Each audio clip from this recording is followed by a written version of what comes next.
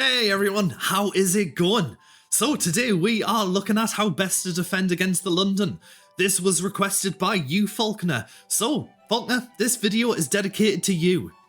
And only you. As always, if there's anything you want to see, just ping it down in the comment section below and I'll try my hardest to cover it. But yeah, let's just jump right in there.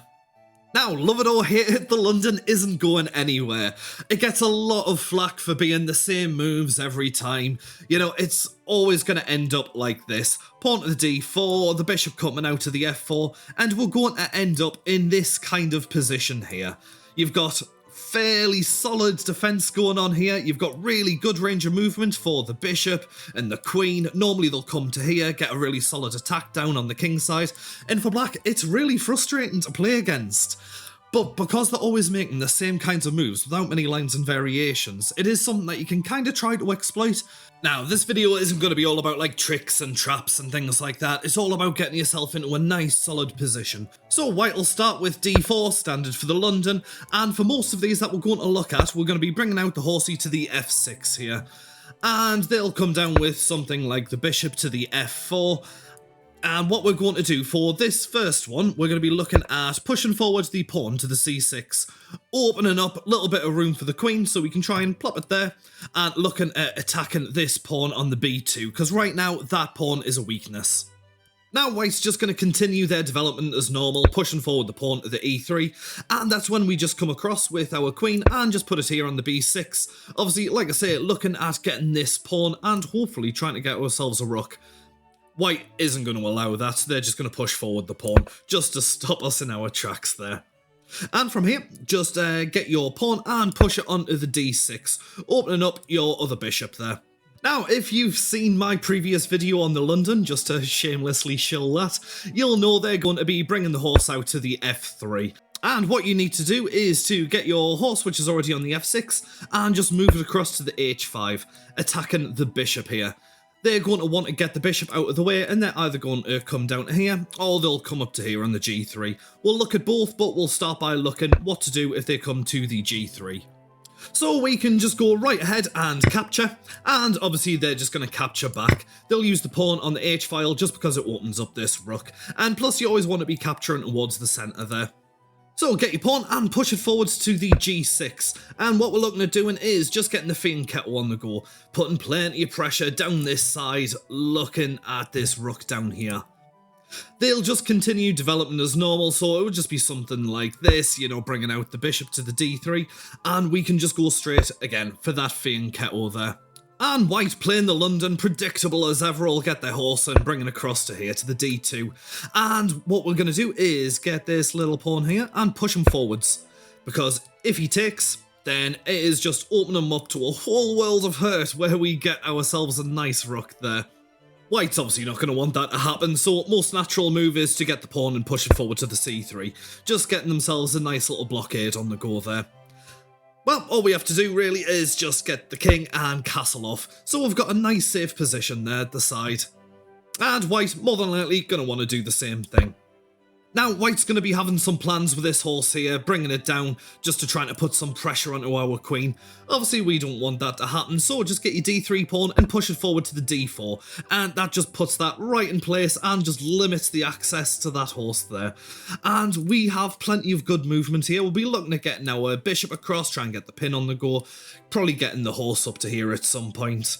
But from here, white's going to want to start getting his rook into action, just so he's on this same file as the queen there. So yeah, we just keep developing as normal, get your bishop out, get the pin on the go there, and like I said, he's brought this rook out for a reason, so he will push forward the b4 pawn. Obviously, don't capture, because if we do, he can just come down with his rook, and then we've got to, you know, move the queen out the way and stuff. Just push it forwards, keeping the pressure on the go, attack the bishop, and force him to move out of the way there. And yeah, we're in a pretty decent position, fairly even, with a 0.4 advantage to black according to Stockfish. And we have plenty of plans from here. We'll be moving the horse across to here onto the d7, and then pushing forwards this pawn. We can, you know, look at pushing forwards this as well, just in case he does decide to come down so we can capture and open up the rook. And then, yeah, just getting the rooks onto the open files, and we should have a fairly decent game from here. Now, just quickly coming back to this position, like I said they could either go to the g3 or alternatively they could come down here to the g5. And I just wanted to show you what to do if they do come down to the g5. Simple enough, push the h6 pawn just to get him out of the way. He'll move back to the h4 and then just push forward this pawn here to the g5. And you get them pretty much in the same position as we were, and then we can take, and they can take back. And then it plays out pretty much the same as before. We'll still have the exact same plans as before, so going for the fianchetto, looking at coming down here, pushing forwards this pawn, and yeah, like I say, it'll play out very similar. Now, another alternative that you may see from this position, when we bring the queen up here to the b6, like I say, coming down here, is them coming across with their queen just to try and defend that pawn. Well, we basically just follow the same principles as before. So you bring your horse across here to the h5, they come back, we capture, they come across, and we push forward the pawn, looking for the fianchetto. They keep their normal London development on the go, so getting out the horse to the f3, we go for the fianchetto, and they come across with their bishop to the d3. Well, right away we can get the pawn and push forwards to the c5, looking at this weak pawn here. This pawn is normally a very good weakness, and again they're going to want to block that, so just coming down with the pawn on the c3 there. And you can see from here it's all very similar stuff as before, so pushing forward the pawn to the d5, he gets his horsey out, and yeah, I mean, normally we'd be going for, you know, the pin, but as the queen's moved across now, I would just save your bishop there just for the time being and just get your horse out. And then, yeah, he castles, you castle off, and yeah, again, we're in a fairly even position. Stockfish says we're at a 0.3 advantage, which is great, and it's going to be same kinds of principles as before. We'll be looking at pushing forward that pawn at some point, getting the bishop out, probably getting the rook across to the e8, and then pushing forwards this pawn. But yeah, again, we're in a nice, solid position, and black shouldn't have any major issues from here. Now, this is quite a fun one that can play out in a couple of ways. When it works really well. So as before, we're in this position and we're pushing forward the pawn to the c6. He pushes forward his pawn to the e3 and we're in this same position as before. However, this time it's getting the pawn on the g7 and pushing forwards to the g5. And you're going to see Analysis Bar isn't going to be a huge fan of it. But if they take, which is what we're hoping that they're going to do, then whoop, look at that analysis bar. Because all we're going to do is come across to here, pop him in check, and we're just going to take this free bishop there. So let's just see he comes and blocks it with a queen. Then yeah, we just come across. And yeah, free bishop, and we're in an outstanding position from like, what, move 5? However, it might not play out that way, and there's a few things you do need to be aware of. So let's just say he brings his bishop out of the way. Well, we can just come across with the horse, looking at trying to take, and let's just say he comes across down to the e5 here. Now, it's going to be very, very tempting to push this pawn forwards, but watch the analysis bar. Oh dear, oh dear, oh dear. And why has it done that? Because that is checkmate, my friend. So be very aware of that. In this position, what I recommend you do is to just get the rook and bring it across here to the g8. Now he's going to want to get your horsey out the way, so he'll get his bishop involved. What I would do is get your pawn and push it forwards to the d6. So we have this kind of thing going on. And there's a couple of ways it can play out. I mean, if he takes, then we just take back. He's not going to capture with his pawn, because if he does, then we just take his queen, and he's now lost his castling opportunity, and we still have ours on the queen side. So he's probably not going to do that. More than likely what you'll do is just push forward the c3 pawn. Alternatively, he may decide to bring back his bishop there. Well, I will get your light square bishop out and just bring it up just to try and solidify your centre control here. Now, there's quite a bit of a battle going on here. He'll more than likely want to try and get his horse involved as well. And we have a little bit of a choice here. Engine recommends taking his dark square bishop. I mean, correct move for him is for him to then capture like so, and then for us to take his bishop. He's not going to take with his bishop first, because if he does, then, I mean, look at that. We have a choice between taking the rook and taking the free bishop. I mean, there are other things we can do in this position. We could push forward the pawn just to try and keep the centre control. Alternatively, you could get your queen out to the a5, getting the pin on the go. That's always quite good. Looking at trying to capture. When he captures back, we then take back with the queen.